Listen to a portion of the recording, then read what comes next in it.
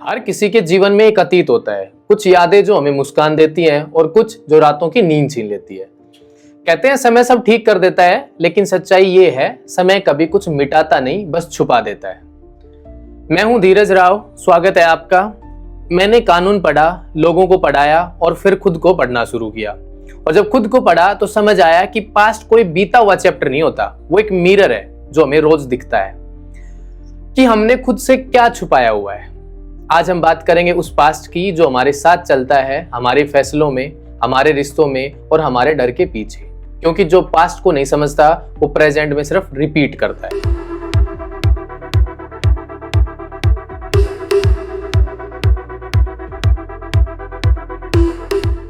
कभी आपको लगा है कि आप अपने पास से भाग नहीं पा रहे हैं? जितना भूलना चाहते हैं उतना वो याद आता है। रात में अचानक वही गलती, वही चेहरा, वही रिग्रेट घूमने लगता है। ऐसा क्यों है कि पास्ट कभी फेड नहीं होता, बस रिपीट होता है। आज हम बात करेंगे उसी चीज की जो हर इंसान के अंदर छिपी होती है, अनहील्ड पास्ट, और समझेंगे कैसे उसे कन्फेस किया जाए, एक्सेप्ट किया जाए और आखिरकार रिलीज किया जाए। हमारा दिमाग एक चीज कभी नहीं भूलता, वो है इमोशंस, खासकर नेगेटिव इमोशंस जैसे गिल्ट, सेम या रिग्रेट। ये चीजें हम कभी नहीं भूल पाते हैं। जब भी हम कुछ गलत करते हैं या किसी से कुछ गलत होता है, हमारे अंदर दो आवाजें उठती हैं। एक कहती है कोई बात नहीं, सीखो और आगे बढ़ो। दूसरी कहती है तू गलत इंसान है। और हम अक्सर ज्यादातर दूसरी आवाज सुनते हैं। अगर किसी ने तुम्हें धोखा दिया या तुमने किसी को हर्ट किया, वो इंसिडेंट खत्म हो गया, लेकिन वो गिल्ट या रिसेंटमेंट वहीं ठहर गया। हम उसे दबा देते हैं और जो दबाया जाता है वो सड़ने लगता है। पास्ट का पीछा इसलिए भी नहीं छूटता क्योंकि हम उसे हील नहीं करते, बस हाइड करते हैं, कहीं ना कहीं उसको छुपाते रहते हैं। और वो हर बार रिमाइंड कराता है कि तू अभी भी वहीं अटका हुआ है। इसमें काम करती है कन्फेशन की ताकत। कभी सोचा है कि मंदिरों में, चर्च या थेरेपी में कन्फेशन को सेक्रेड क्यों माना गया है? क्योंकि जब तुम अपनी गलती स्वीकार करते हो, तुम अंदर भरे हुए गिल्ट को बाहर निकालते हो। कन्फेशन सिर्फ दूसरों के सामने नहीं, अपने सामने भी जरूरी है। जब तक तुम अपने आप से सच नहीं बोलते, तब तक तुम्हें हर जगह झूठ जीना पड़ता है। हर बार किसी को कुछ छुपाना, हर बार अपने वर्जन को सही साबित करना, ये सब अंदर से थका देता है।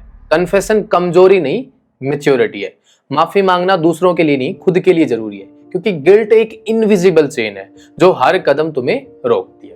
पास्ट को मिटाया नहीं जा सकता, लेकिन इंटरप्रिटेशन बदला जा सकता है। हर इंसान को अपने अवेयरनेस के लेवल पर डिसीजन लेना चाहिए। जो तुम्हें 20 की उम्र में किया वो शायद इग्नोरेंस थी, ना कि एविल। एक्सेप्टेंस का मतलब ये नहीं कि तुम अपनी गलती को जस्टिफाई करो, मतलब ये है हाँ ये हुआ और मैंने उससे सीख लिया। अब देखो एक एग्जांपल से समझते हैं। स्टीव जॉब्स को जब एप्पल से निकाला गया था तो वो ह्यूमिलेशन थी, लेकिन उसने कहा being fired from Apple was the best thing that happened to me, क्योंकि उसने उस दर्द को लर्निंग में बदल दिया।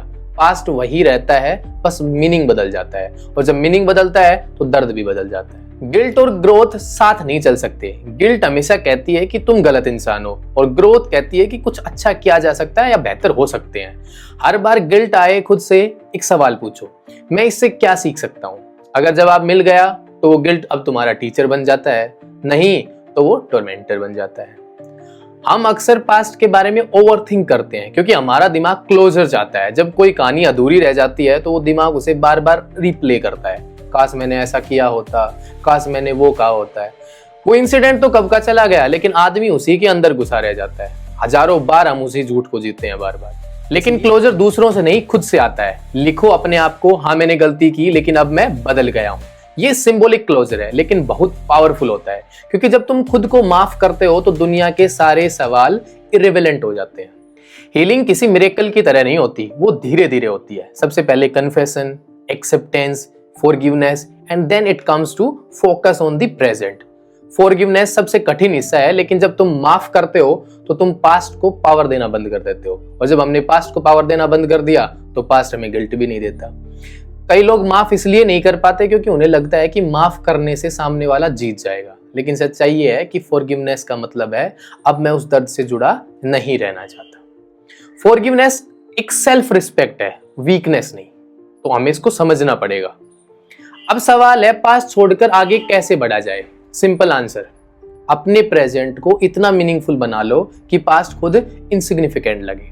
और अगर तुम आज अपने काम, अपने पर्पज, अपने ग्रोथ में जेन्युइनली लगे हो तो पुराने जख्म खुद ही फेड हो जाते हैं। एनर्जी वहीं जाती है जहां अटेंशन जाता है। अगर अटेंशन प्रेजेंट पर है तो एनर्जी फ्यूचर बनती है। अब आगे आता है कि क्या कर सकते हैं इसमें। एक होता है लेटिंग गो। लेटिंग गो का मतलब होता है भूल जाना नहीं, मतलब है अब वो चीज तुम्हारे इमोशंस को कंट्रोल नहीं कर सकती, तुम उसे याद कर सको बिना दर्द के, बस एक लेसन की तरह। पास्ट कभी भी पूरी तरह खत्म नहीं होता, वो बस इवोल्व हो जाता है। वो तुम्हारा दुश्मन भी बन सकता है और टीचर भी। ये इस पर निर्भर करता है कि तुम उसे कैसे देखते हो। पास्ट तुम्हारी लाइफ का हिस्सा है, पनिशमेंट नहीं। हर इंसान के पास रिग्रेट्स हैं, लेकिन फर्क पड़ता है इस बात से कि तुम उसे चैप्टर मानते हो या कंक्लूजन। जिस दिन तुम अपनी गलती स्वीकार कर लेते हो उस दिन तुम खुद से डरना बंद कर देते हो, और जब इंसान खुद से नहीं डरता तब दुनिया की कोई चीज उसे रोक नहीं सकती। तो अगर तुम्हारा पास्ट अभी भी तुम्हारे साथ चल रहा है तो उससे भागो मत, बैठो, बात करो, समझो और उसे रिलीज करो, क्योंकि जो इंसान अपने अतीत को माफ कर देता है वो अपने भविष्य को जीत लेता है। पास से भागने वाला कभी आज में नहीं जी पाता, क्योंकि हर बार जब हम उससे भागते हैं वो हमारे सामने एक नए चेहरे में लौट आता है, कभी किसी रिग्रेट में, कभी किसी रिलेशनशिप में और कभी किसी फेलियर में। मैं हूं धीरज राव और मैंने सीखा कि पास्ट को मिटाने से नहीं, स्वीकार करने से आज बनता है। कन्फेशन कमजोरी नहीं होती, वो पहला कदम होता है एक सच्चे इंसान बनने की तरफ। So if this video made you think, do not forget to share it with someone who is still fighting with their own past, because healing begins when the hiding ends.